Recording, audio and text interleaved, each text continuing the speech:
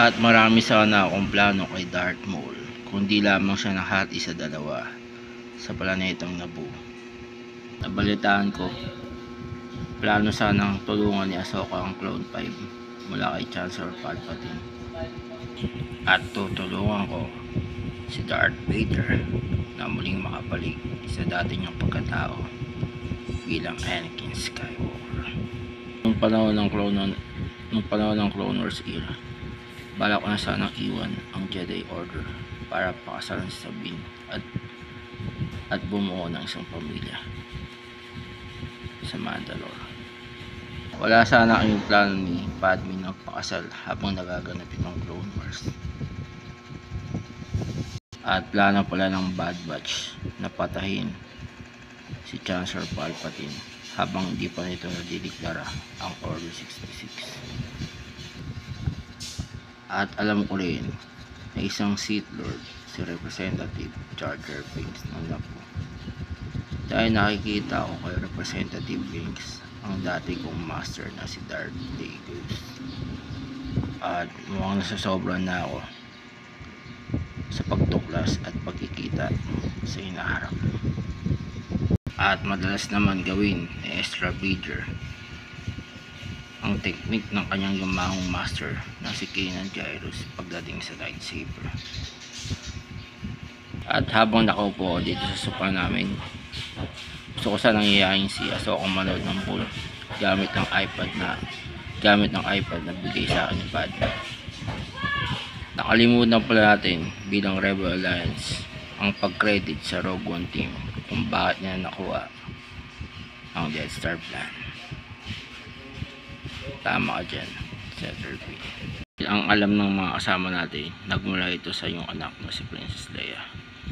Tama ka dyan, Senator Matma.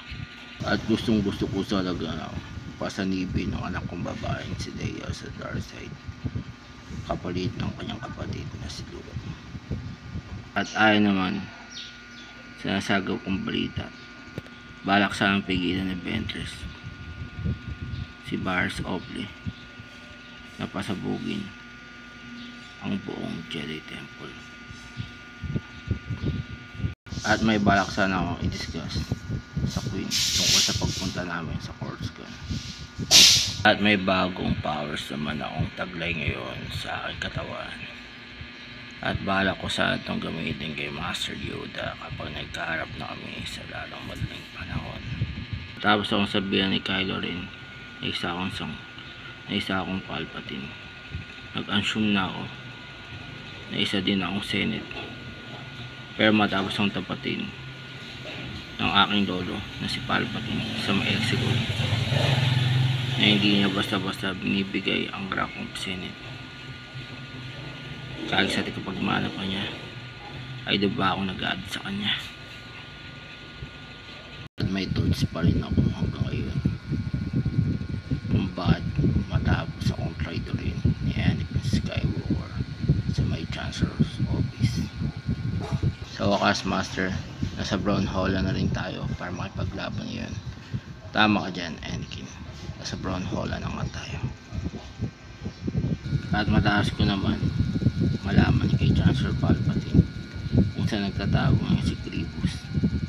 Nais ko sana itong puntahan na mag-isa sa Utapau para harapin ito na hindi alam ni Master Obi-Wan at ang buong Jedi Council. At handa ko itong gawin kahit wala pang consent ang Jedi Council dito. Mas maganda naman kung magsasabi ng somehow Palpatine's return ay walang iba kundi si Mr. Dominic Monaghan. At sa wakas, matapos ang mahabang panahon ay muli ang nagpakita bilang isang Force Ghost. Pero dito sa version ko ng Revenge of the Sith, ang pinili kong gamitin para magpakita bilang isang Force Ghost para batiin ang buong galaxy ng Happy Easter Sunday. Nais ko sanang sabihin sa aking mga kasabay na kalaban dito sa Clone Wars na sila ay hero lamang sa kanilang own mind. At nag-ask naman ako kay Master Yoda bago siya mamatay kung anong ibig sabihin ng triangle. Pero nang hindi niya ito masagot, bigla na lamang siyang nawala na parang pula. Gusto ko sanang i-announce sa mga kababayan sa Tatooine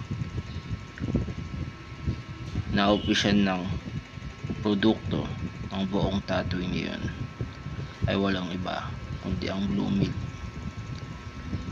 At opisyal ko ring ina-announce ngayong araw na to na ang pangunahing pagkain sa buong planetang Coruscant ay ang crossbreed. Tumatak naman sa aking murang isipan ang sinabi sa akin ng aking ina noong nasa Padres ako. Kundi daw ako ang una, ako naman ang huli sa karera. At totoo nga, Darth Maul. Bata na yung Qui-Gon. Hawig nga natin yung sinasabi ng Jesus Christ. At ikaw naman ay si Satan. Tama ka dyan, Qui-Gon. Hawig nga nating dalawang tinutukoy nilang mga biblical character ng planetang Earth. Kaya pala akong mukhang pinako sa krus dahil hawig ko nga talaga yung sinasabi ng Jesus Christ ng planetang Earth. Ahsoka, aking former Padawan, mukhang kailangan natin magkaroon ng isang lightsaber duet sa lalong madaling panahon. Tama ka dyan, Master Anakin Skywalker o Lord Vader. Nagmukha namang Easter egg ang aking suot na helmet dahil ginamit nila ang aking ulo para maging Easter egg. At sa wakas, kapagtayo kami ng isang banda kasama ang mga kaibigan kong Gungans. Ito'y matapos akong ikasal at magkaanak kay Rey Skywalker. At need ko yatang balikan noong bata pa si Anakin matapos manalo siya sa pod racing. Ang naiyak ay na si Chewbacca nang makita niya ang kanyang kaibigan at partner na si Han Solo sa may pintuan niya. Kaso maskara lamang nasuot ko ito.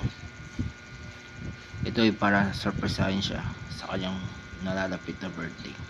Kasama ka, Trivio. Tama ka dyan, Gerald Anton Calisa. Alam kong sobrang miss na talaga ni Chewie si Han. Minsan talagang sumasagi sa aking isipan paano kung ang mga Jedi talaga ang unang nakakita kay Palpatine at hindi ang kanyang master na si Darth Plagueis. Sabi sa akin ng mga bounty hunters ay natuloy daw noon ang pag-assassinate na kay Senator Padme Amidala ng Naboo sa pangunguna ng aking amang si Jango Fett. Gusto ko sanang humingi sa iyo ng tawad, Padme, dahil hindi kita nagawang iligtas. Kaya ako dito nagpunta sa burol mo. Ayun. At dahil sinawag ko ng Empire ang minahan ng mga Kyber Crystal, ay nahirapan ako noon na makakuha ng Kyber Crystal para sa aking panibagong lightsaber. Kaya ang ginawa ko lamang ay nagtungo ako sa lumang bahay ni Obi-Wan at doon nakita ko ang lightsaber ng kanyang master na si Qui-Gon Jinn. Kaya kinuha kong Kyber Crystal ito at nilagay ko sa aking bagong gawang lightsaber handle at ito ang ginamit kong Kyber Crystal ng bagong kong lightsaber. Nung una kong mahawakan ang lightsaber ng aking anak na si Luke ay napasabi kong impressive dahil alam ko ng lightsaber na yun ay walang iba kundi galing kay Master Qui-Gon Jinn. Nauna ko pang nahawakan at nakita nung bata pa ako. Bakit?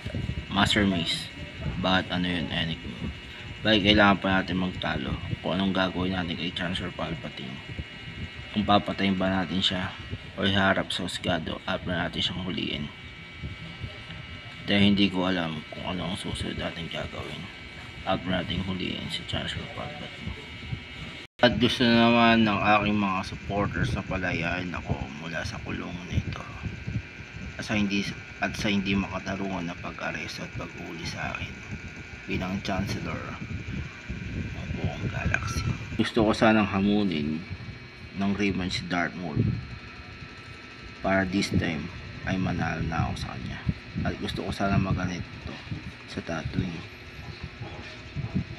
At binigay naman sa akin ni Anakin dati ang kanyang lightsaber habang nasa Mustafar kami. Para sa magiging anak niya daw ito na lalaki bilang pamana niya. Kaya binigay ko naman to kay Luke nung nagpitataas na siya. Dahil alam kong pamana ito sa kanya ng kanyang ama na si Anakin. At matapos naman ang Battle of Endor, naiwan naman ang mga iba naming kasamaan na rebel soldiers para labanan ang mga titirang scout troop. At para isa-isa kaming maubos at mamatay sa labanan na yun. Gusto ko sanang maging King of Naboo si Anakin kung papayag siyang umalis bilang Jedi. At nidya lang tumulong ng Falcon sa huling laban para sa kalayaan ng buong Middle Earth. Ano sa tingin mo, Chewie? At balak yatang labanan ni Master Jabba the Hutt si Princess Fiona ng lightsaber sa far away.